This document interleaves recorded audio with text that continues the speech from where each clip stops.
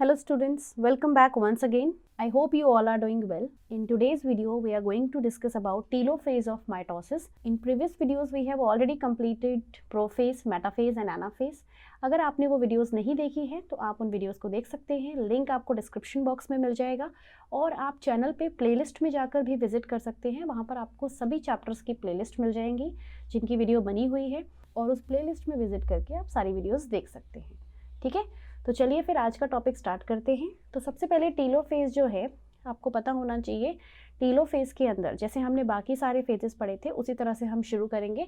Telophase में जो telo है that means end end the phase term refers to stage, right. So telophase के अंदर telo means end end phase means stage. So this is the end stage of karyokinesis. Okay, remember this point. This is not the end phase of or the last phase of mitosis.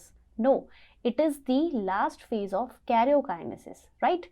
अगर आपसे कभी भी पूछा जाए mitosis का last phase क्या है, so the last phase of mitosis is cytokinesis. Right? अभी now we are discussing karyokinesis. So जो telophase है वो karyokinesis का last phase है, ना कि mitosis का. ठीक है, तो सबसे पहली चीज आपको याद रखनी है यहाँ पे कि टीलोफेज जो होता है it is just the reverse of prophase.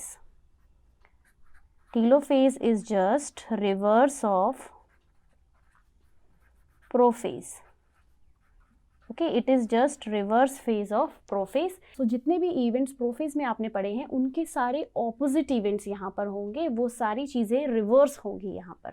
ठीक है, तो जैसे कि आपने प्रोफेज में पढ़ा था कि प्रोफेज के अंदर क्रोमैटिन की कंडेंसेशन होकर क्रोमोसोम बनता था, राइट. सो यहाँ पर क्रोमोसोम डीकंडेंस होकर क्रोमैटिन बनाएंगे, ये रिवर्स हो गया है ना. तो नेक्स्ट हम यहाँ पे लिखेंगे सिस्टर क्रोमैटिड्स जो पोल्स पर पहुंची हैं, सिस्टर क्रोमैटिड्स या फिर आप उनको क्रोमोसोम्स भी बोल सकते हो, reaches to their respective poles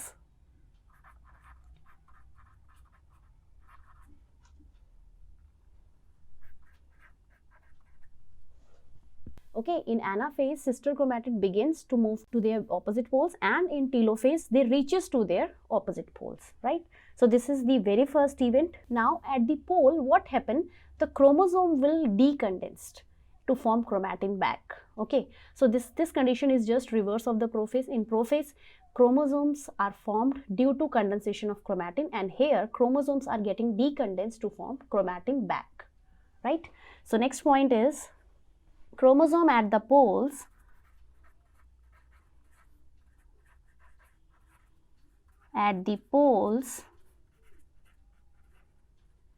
gradually uncoil.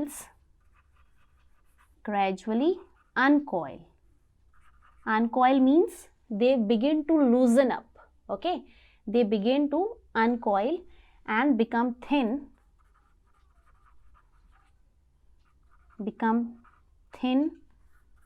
slender, long. They become long and loses their identity, or you can simply call lose their identity.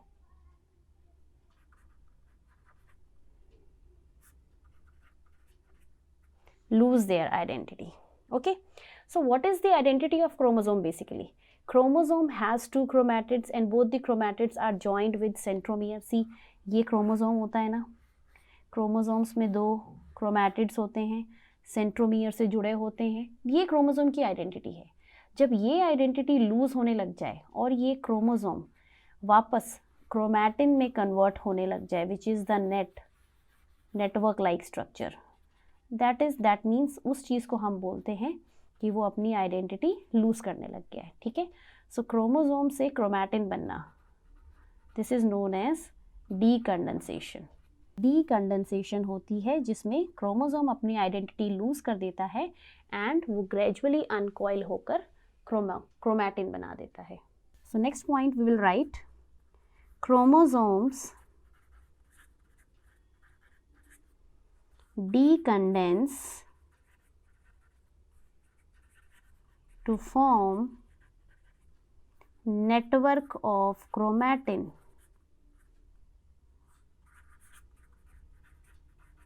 network of chromatin, and this process is known as decondensation.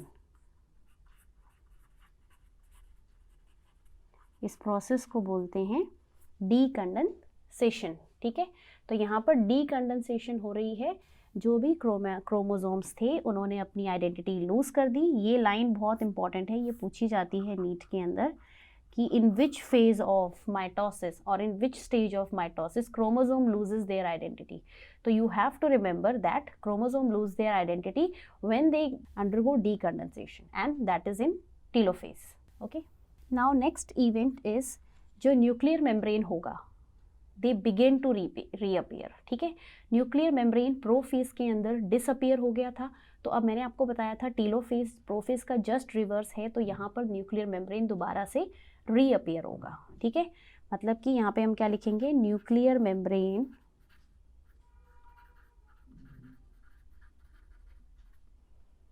Begin to reappear.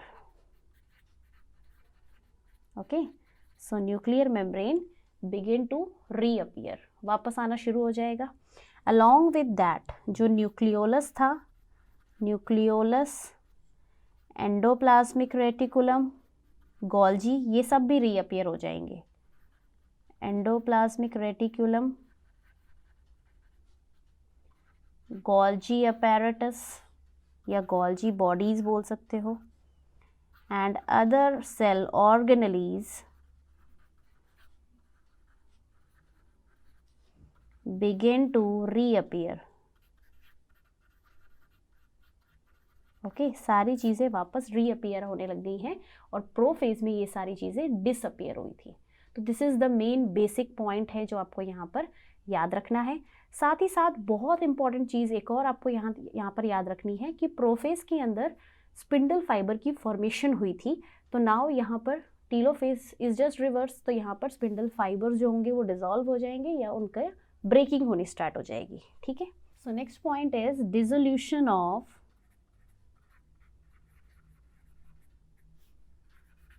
Spindle fibres. Okay, spindle fibres begin to dissolve, वो dissolve होना शुरू हो जाएंगे, dissolution of spindle fibres. So this is also again very very important feature of telophase. Now अब हम इसका diagram देख लेते हैं कि टीलोफेज में सेल किस तरह का स्ट्रक्चर शेप ले लेता है।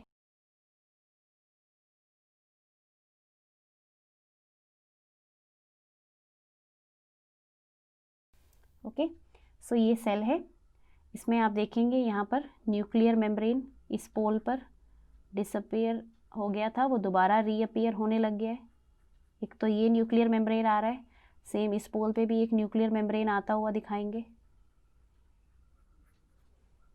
ठीक है। न्यूक्लियर मेम्ब्रेन के साथ साथ न्यूक्लियोलस भी अपीयर हो रहा है, न्यूक्लियोलस भी रीअपियर हो रहा है like this. So this is nucleolus. Okay, along with that जो स्पिंडल फाइबर है वो डिसॉल्व हो चुके हैं, तो सेंट्रियोल फ्री हो गए हैं, बिल्कुल कोई स्पिंडल फाइबर नहीं है।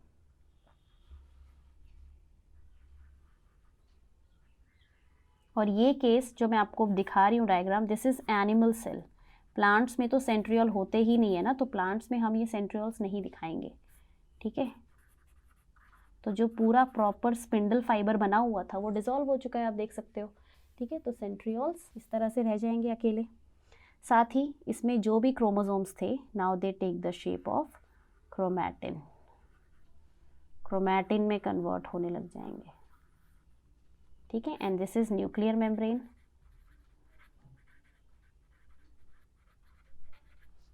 This is chromatin. तो यहाँ पे जो चीज़ें प्रोफेज में हुई थी उसकी जस्ट रिवर्स चीज़ें यहाँ पर हो गई हैं। सेंट्रियल यहाँ पर आप लिख सकते हो एब्सेंट इन प्लांट्स। तो प्लांट्स में जब आप प्लांट सेल का डायग्राम बनाओगे टीलोफेज का, तो उस टाइम पर आपको सेंट्रियोल्स शो नहीं करने हैं, ठीक है। सेंट्रियोल्स नहीं होते हैं उनके पास, राइट। नेक्स्ट आपको चीज़ यहाँ पर बहुत इंपॉर्टेंट है जो याद रखनी है कि टीलोफेज जो है is the last phase of karyokinesis. Karyokinesis का लास्ट फेज है, ना कि पूरे सेल साइकिल का, ठीक है, पूरे सेल साइकिल का लास्ट फेज नहीं है, it is the last phase of karyokinesis. This point is very very important, ये आपको यहाँ पर याद रखना है, ठीक है। साथ ही आपको इसके ये फीचर्स भी याद रखने हैं। साथ ही इसमें एक और चीज़ याद रखना, ये वाली लाइन एनसीईआरटी में भी गिवन है और यहाँ से क्वेश्चन आता है कि in which phase of cell cycle और in which phase of mitosis और meiosis chromosome loses their identity. तो आपको याद रखना है, तो chromosome lose their identity in telophase, ठीक है। टीलोफेज इज द फेज, यहाँ पर डीकंडेंसेशन होती है, क्रोमोसोम से वापस क्रोमैटिन बनना शुरू हो जाता है, ठीक है। न्यूक्लियर मेम्ब्रेन, न्यूक्लियोलस, ये सारी चीज़ें रीअपियर हो जाती हैं, right? And this is the diagram of telophase.